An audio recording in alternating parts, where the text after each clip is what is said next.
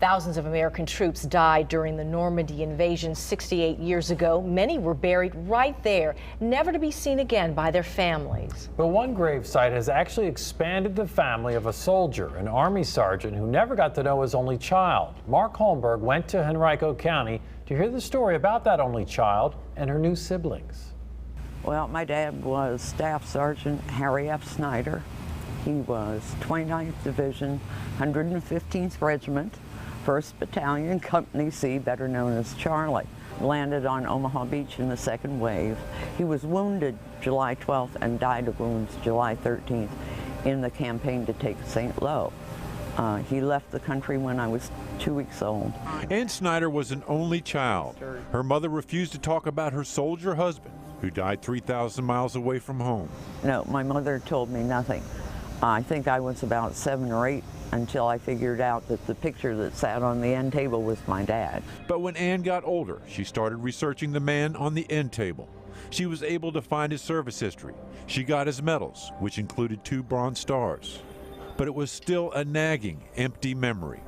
Then, 7 years ago, she got an email from this man, retired Parisian police officer Joel Guyard.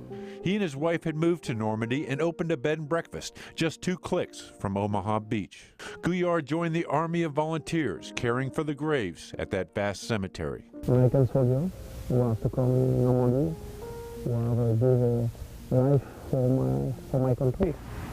It's very important for me. Among the 4 sites assigned to him was this one.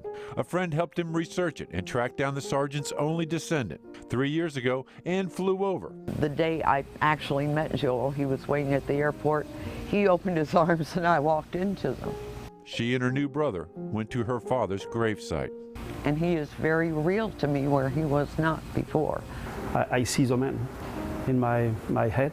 I have a story for this man. Yeah, it's my big sister. Yeah.